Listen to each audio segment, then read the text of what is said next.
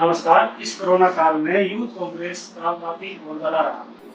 Youth Congress काफी famous रही अपने कार्य के प्रति। उसी यूथ कांग्रेस के एक सदस्य हैं जयपुर में, रोहित जोशी।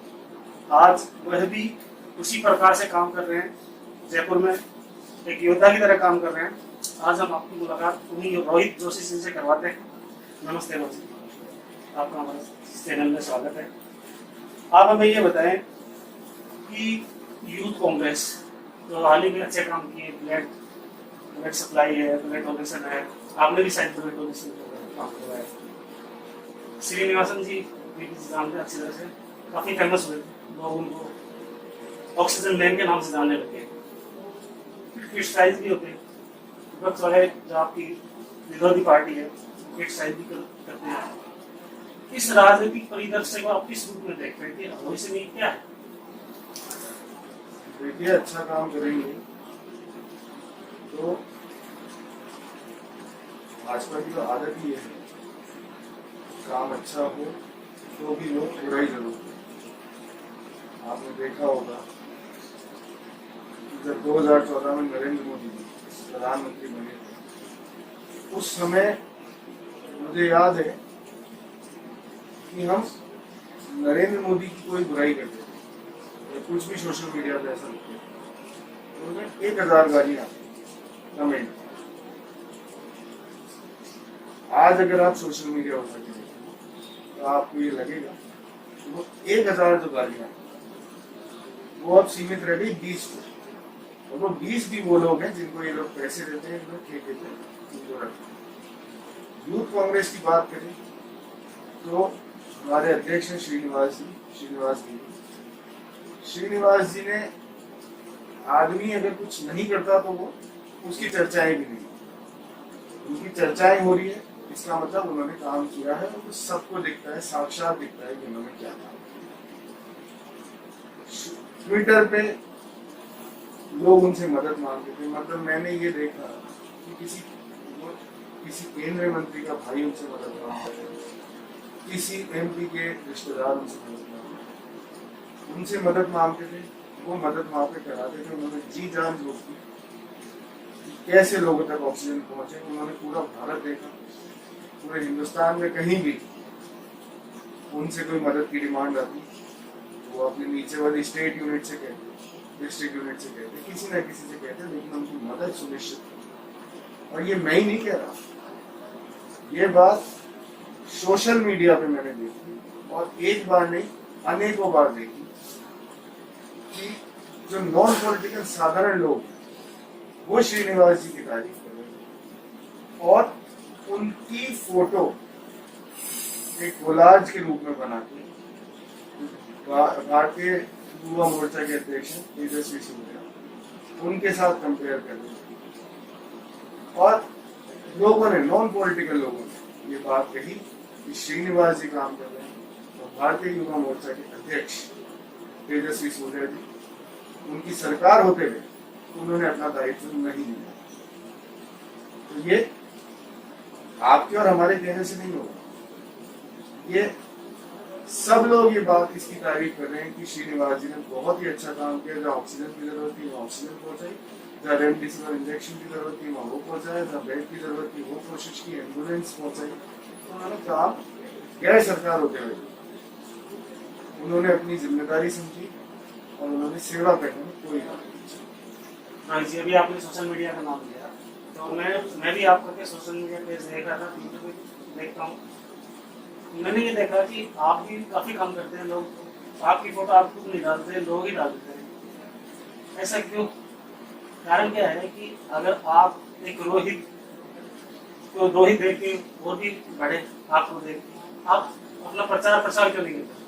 देखिए, ये इसमें मैं ऐसा कुछ नहीं कहूँगा कि मैं मेरा प्रचार प्रसार इसलिए नहीं करता कि मैं कोई महानता दिखाता। हम इतने अच्छे करते हैं। कल भी आपने क्या है कि कोरोना किट बांटी थी, मैंने देखा आपकी बात कुछ नहीं जी।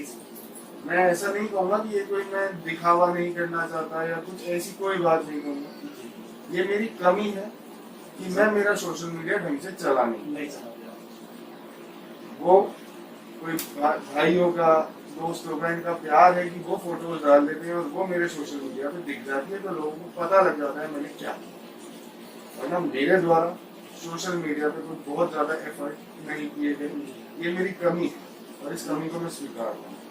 कल हमने नगर निगम हेरिटेज में लगभग 400 पीपीई किट पहुंचाए और मुझे इस बात की खुशी है कि नगर निगम के जो कर्मचारी हैं, कर्मचारी कोई योद्धाओं से कम नहीं है।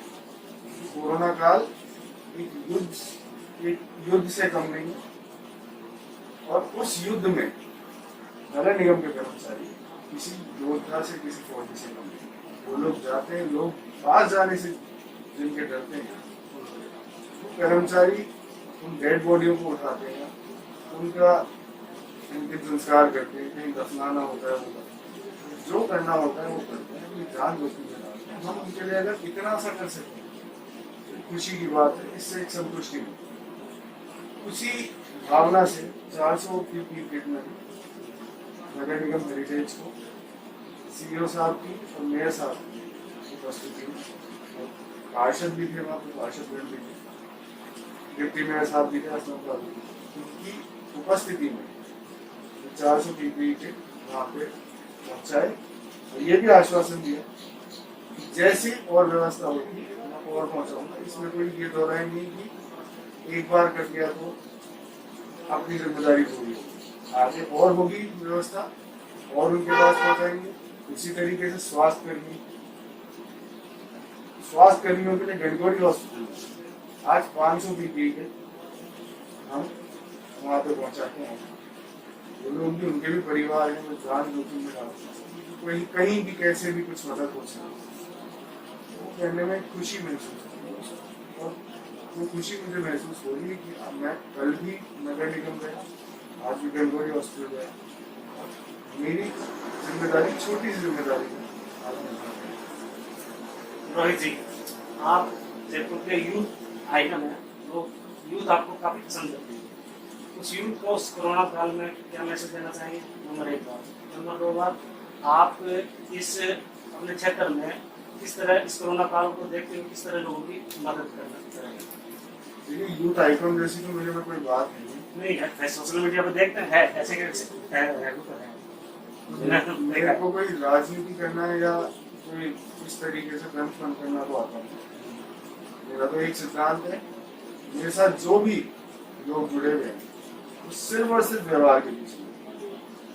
आप उनको मान सम्मान दो तो आपको मान सम्मान, मैं किसी के मान सम्मान में कमी नहीं है, ये मेरी आदत नहीं है। ऐसा नहीं कि मैं कोई बनावटी बनने के लिए, ज्यादा मीठा बनने के लिए ऐसा नहीं, मेरी आदत में नहीं है कि मैं किसी के मान सम्मान में कमी नहीं। तो इसलिए मेरे साथ जो लोग जुड़े हुए हैं मुझसे प्यार करते हैं, मैं भी उनको प्यार करता हूँ। इसमें ऐसा नहीं है कि यूथ आइकॉन या मैंने कोई बहुत बड़ा काम कर दिया, ऐसा कुछ भी नहीं।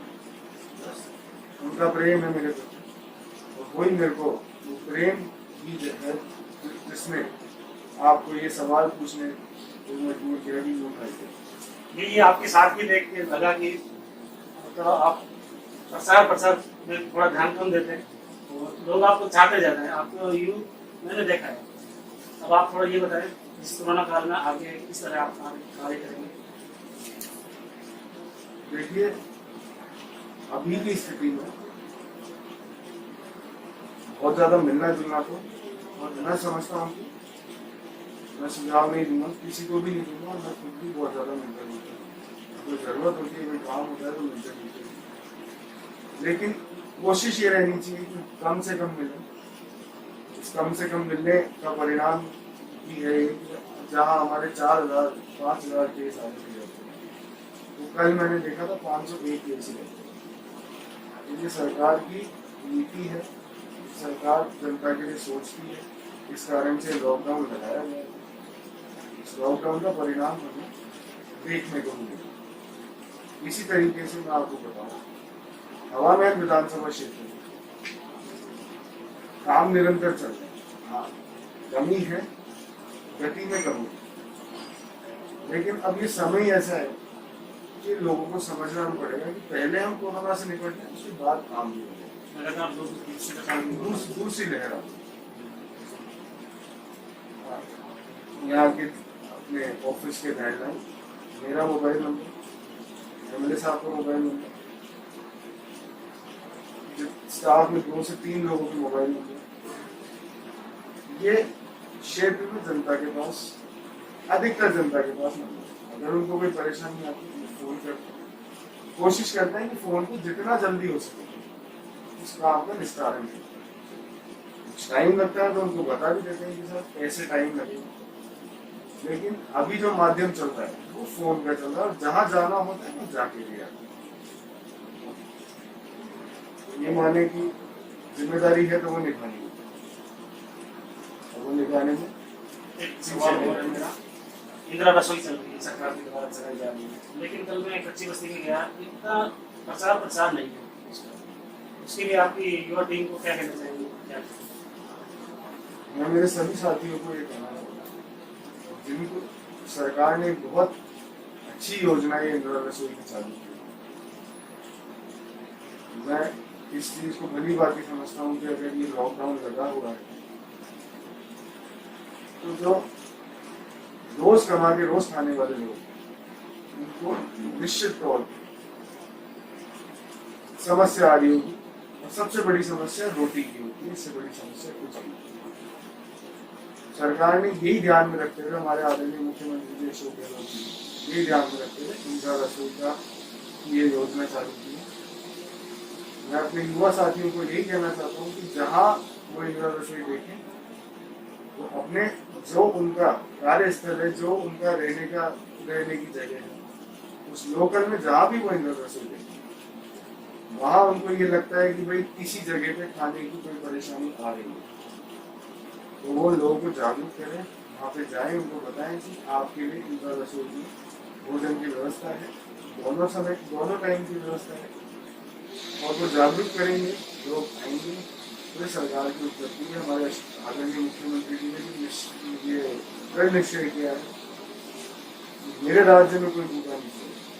पिछली बार भी उन्होंने यही अपना एक मन की बात कही थी। मन की बात वैसे प्रधानमंत्री जी के लिए हो जाती है, लेकिन फिर भी मैं कहना चाहता हूँ कि उनकी मन की भावना थी कि मेरे राज्य में कोई भूखा नहीं सोना चाहिए। उनकी इस अपील को देखते हुए हमने भी, और लोगों ने भी, भामाशाहों ने भी, और भी जितने लोग थे, मैं नहीं समझता कि जयपुर में जितनी सेवा पिछले लॉकडाउन में हुई है, पिछली स्ट्रेन में जितनी सेवा हुई उतनी हिंदुस्तान में भी कहीं हुई। और उनकी बात को समझते हुए लोगों ने अपना योगदान दिया, और उसका नतीजा था कि पिछली बार एक भी आदमी भूखा नहीं सोया। ये एक जीत की बात है, ये एक मैं समझता हूँ कि ये एक जिम्मेदारी की बात है कि मुख्यमंत्री जी अपनी जिम्मेदारी समझते हैं। मेरा राज्य है, मुझे चलाना, मैं जनता को तकलीफ नहीं देता, ये उनकी सोच है। इसी सोच के साथ उन्होंने ये नारा दिया था कि मेरे राज्य में एक भी आदमी भूखा नहीं सोया। जनता ने भी उसको अपना मान के उसको मोहर लगाई, और इस बार भी उन्होंने कहा है कि इस बार भी दावे के साथ कह सकता हूँ, विश्वास दिलाता हूँ कि राजस्थान में एक भी आदमी भूख से नहीं तड़पेगा, भूखा नहीं सोएगा। ये थे हमारे रोहित जी, जो लगातार कोरोना काल में अपना कर्तव्य निभा रहे हैं, लोगों की सेवाएं कर रहे हैं। मैं अहमद निगम से।